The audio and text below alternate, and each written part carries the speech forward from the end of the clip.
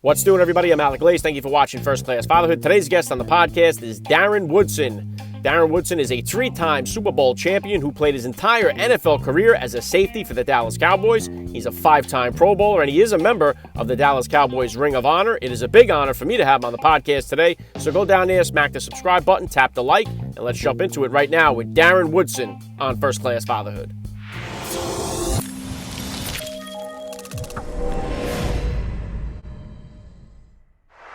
Joining me now, First Class Father, Darren Woodson. Welcome to First Class Fatherhood. Thanks, Alec. All right, let's start here. How many kids do you have? How old are they?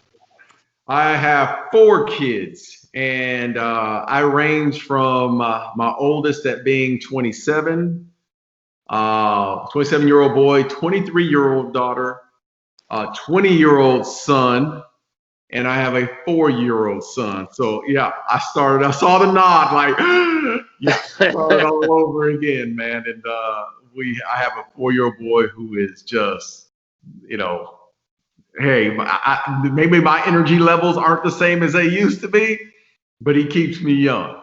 Yeah, God bless you there. Yeah, I have 4 kids myself. Not quite. Mine are 14, 13, 9, and 6. So kind of just getting on here. My oldest just starting high school. What kind of sports or activities were all your kids into growing up? Everything. If the ball rolled, they played. And now that even qualified my daughter is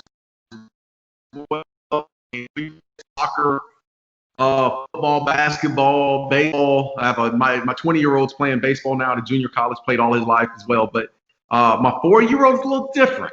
He's a little different. Well, I have him started in every sport. He's playing soccer right now at 4. He'll play flag football here in the next few weeks. And then basketball will get started. But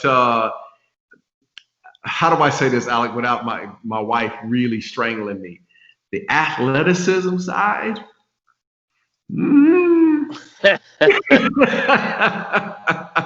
it's one of those moments, man. It's going to be a little. He may not be the athlete. Now, do you get involved with coaching at all with the soccer or the flag football, or you stay away from that and enjoy it from the sideline? I did early on with my older kids. I was always either coaching, helping out. I wouldn't say altogether coaching all the time. I did coach a few years, but I like to be the assistant and help out. I will do that for my 4-year-old at some point, but early on, there's something about stepping aside and just enjoying the moment. When I was coaching, I can remember coaching my oldest son and coaching my daughter's teams, and just after the game, just grilling them about what they should be doing and why they did this, and you do this, and if you listen, this would have never happened. And there was something about just as time went on, when I stepped aside and it was just watching, and that's the part of it that I really like. The coaching part of it, I was just so much into it that it took away from just being dad sometimes. Yeah, well said. And Darren, if you could here, just take a second to hit my listeners with a little bit about your background and what you do. Well, my background is I grew up in Phoenix, Arizona.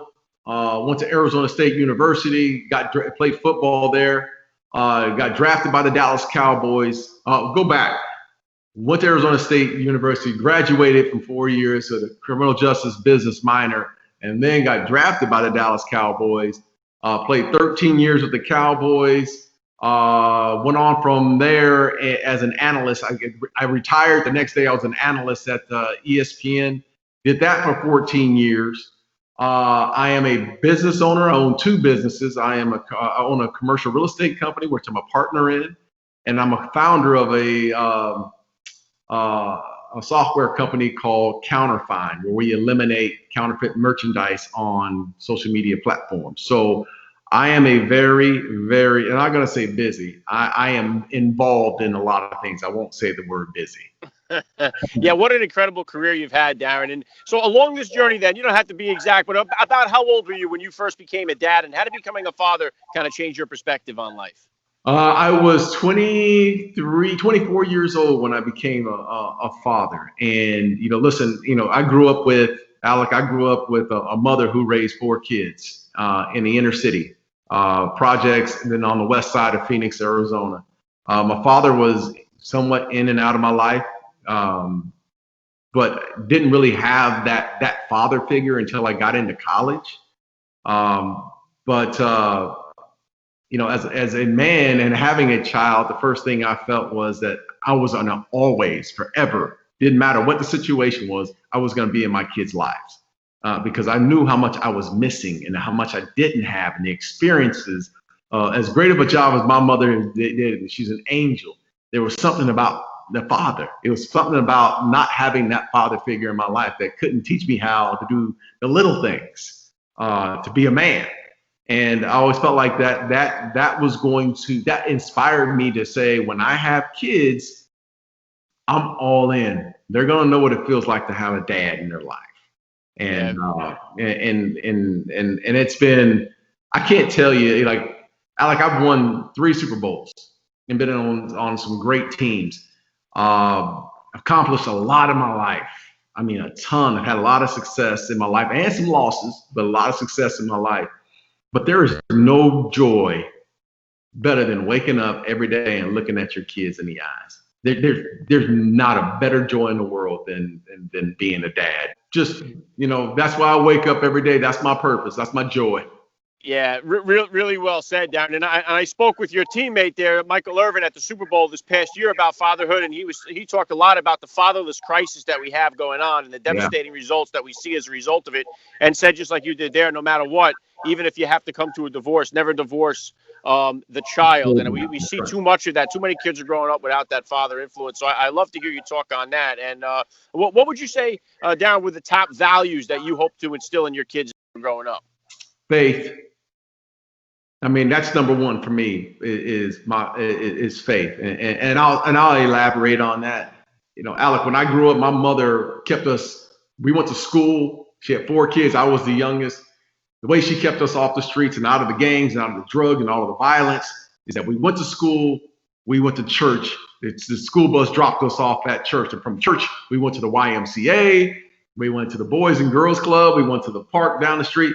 But the stopping point was the church. And my entire foundation has been around my faith and prayer in God. That's the way I'm built.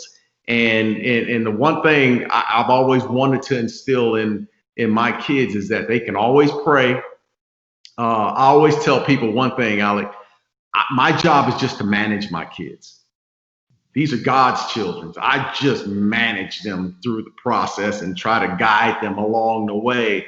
But God has his own purpose for my kids. And as a father, it's my job to get up every day, pray for them, and try to put them in the right positions to help them with their lifestyle and all and whatnot. But I can't be the control freak. I know they're going to have their own things that they're going to have to go through in their lives. But just to see my face sometimes, man, just to see that I'm supporting them, just to see that I'm believing and I truly believe in them, just inspires so much confidence, and I can see it on their face, man. I know what my purpose is, and I know what the change is that I've had in my kids' life. And when I'm positive and I'm confident and I'm supportive, then the outcome is always going to be good. Yeah, I love that, Darren. I'm a faith-based person. I keep God first in my life. My family, we eat dinner together every night. We pray together every night. I think it's so important in keeping us as a strong family. And touching on that stuff, what type of disciplinarian would you say you were as a dad with your kids growing up? Is it different now with your 4-year-old, and is it all different than the discipline style you grew up with? Absolutely. So my discipline style was my mother ruled. I mean, again, projects, 4 kids. Didn't have time. She worked 2 jobs. She didn't have time for all the nonsense. She ruled with a heavy hand. And that's how I grew up. As a father, when I first had when I had my first 3 kids, I think I was tougher along the lines, specifically with my first 2.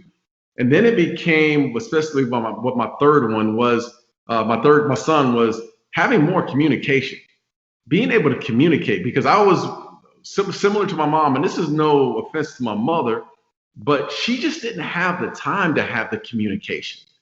It was do as she said. Now she's off to her job. If you didn't get it done, there was a price to pay.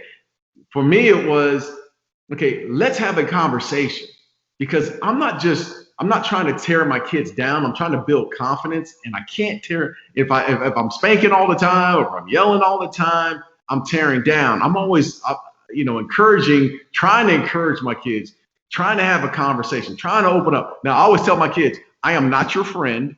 I'm your dad.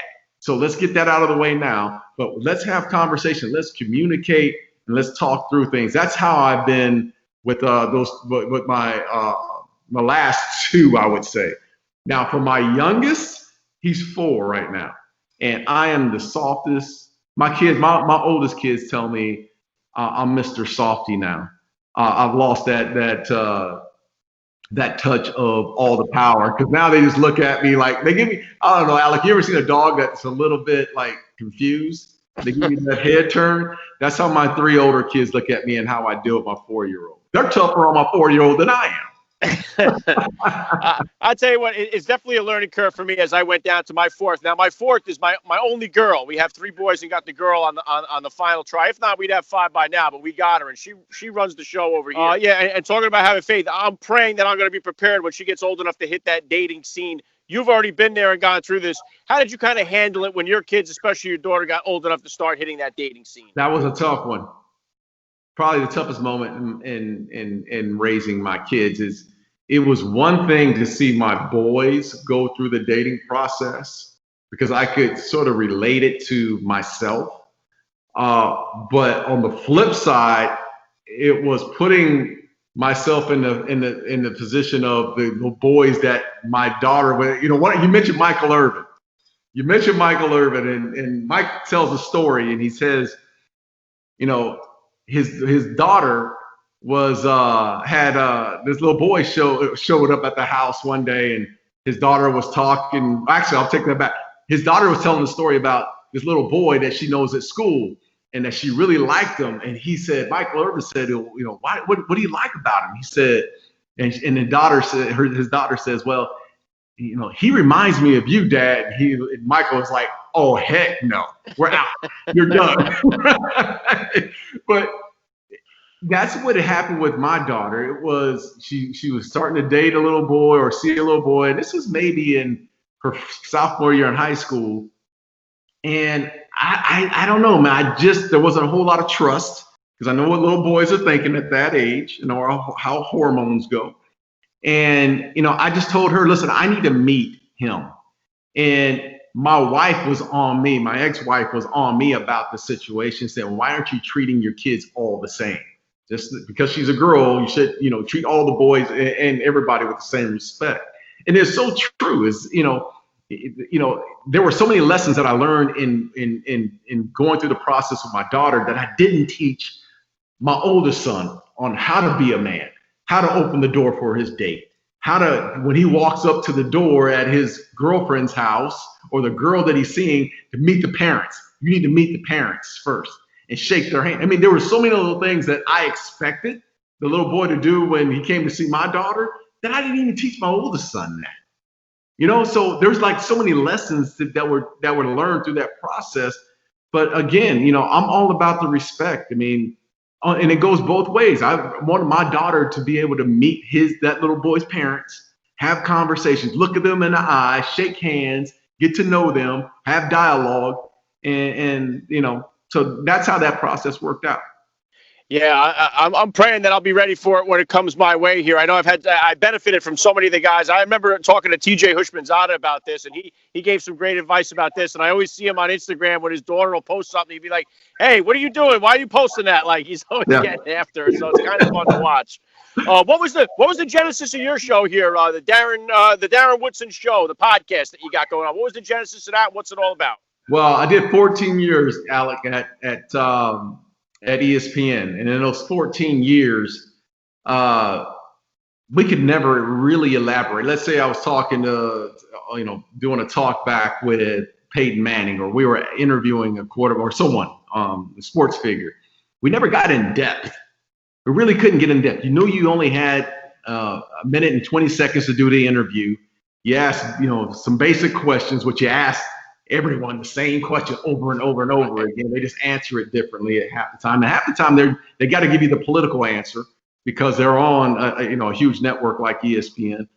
So when I left ESPN, I didn't want to get back into the media. I really didn't. And owning two companies, you can tell that I was busy and I was trying to get my companies off the ground and whatnot. But I have two guys that are my colleagues at work. I won't call them employees. They're my colleagues at work. Both of them were former athletes. Both of them went through the transition. Tyler Klutz played sports or played in the NFL for 7 years. Ben Gibbs, probably the best athlete of all of us three, played tight end and tore his knee in college. But we were always meeting and talking about the transition from the pros or from football to work life. And in one of those conversations we had, we just thought, why don't we just start a podcast and talk about the transition and talking about what it's like to the journey of young men, young women, older, it doesn't matter, CEOs, CFOs, athletes, doctors. I wanted to hear their journeys because throughout that journey, there's so many obstacles that people have had to overcome. And however you want to measure success, not everyone we're interview is like has to be this successful billionaire. They hear the journey and how they got to the point to where they are at this point in their lives, and it's been therapeutic, man. It really has. It's just to listen to other people talk, because what usually happens is people are usually asking me questions, or have been asking me questions over the years. I like to be on the other side, like where you are right now, interviewing someone and hearing the story. Because it's therapeutic, because now you can apply some of those lessons that you've gone through into your own life. Yeah, I understand that 100%. That's what this is all about with fatherhood for me. I get a chance to interview all these guys that have so much more experience than I do. They have different perspectives on it. And it's been therapeutic for me as a dad to be able to listen to all these awesome men talk about fatherhood. So I hear you on that. What are your plans for the future here? What kind of goals or plans do you have coming up here? Well, again, I'm running a commercial real estate firm. I'm a partner in that firm, man. And, I'll always talk about, we have 60 people that work for the firm, but we also have their families, husband or wife or whatever, and then the kids. And also we probably, there's 180 some people that you have to look at that you're helping to support. So that's one of the aspects that I really enjoy. I love going to work every day, man, because I feel like I can speak into a lot of people or help them either financially or therapeutically in some way in their lives. So that's having two companies that I'm working for as owners. That's been really great for me. My kids, they never stop being your kids, and you're always growing. My wife is fantastic, man. She's the hero in this family. I'm just the bystander on the side. She kicks my butt any day. But I just, in life right now, there's so much that I just want to accomplish, not just for self, but for the family, man. It's never I, it's always the we in what we do. And I just want to give opportunities. I want to speak into people's lives. I want to be positive. I've seen so much negative in my lifetime when I was a young kid growing up. I'm seeing a lot of negative and divisiveness now in the world. And all I want to do, man, is bring that positive. And how that begins, Alec, is I got to talk to my kids in a positive way, allow them to be positive people, and they spread that positive message. Yeah, I love to hear that. Nothing better than that, Darren, for sure. And the last thing I'm going to hit you with here, I love to ask all the dads that I get on the podcast, what type of advice do you have for that new dad or for that about-to-be father who's out there listening? I would say first thing is believe in you as a father. Just believe in you. Prayer is big in anything that I do personally. So that's where I find my sanctuary, and just asking God, what's the right thing to do? Because again, I'm just managing your children. That's one. And then two, time and being available. The best ability is availability. And when you're available for your kids, all kind of great things happen in their lives. And there's a journey. It's not a sprint. It's and through that journey, man. One thing I can always say for any father that's listening: enjoy the process. Just I know there's tough times. I know they don't want to get dressed for school. I know they throw their food on the ground or they don't get home on time. Just enjoy them for the time that they have, because that time is just so short. Yeah, very well said. I love the message. This has been an honor for me. I got to say, Darren Woodson, you're a first-class father all the way. And thank you so much for giving me a few minutes of your time here on First Class Fatherhood. I appreciate you, brother. Take care, man.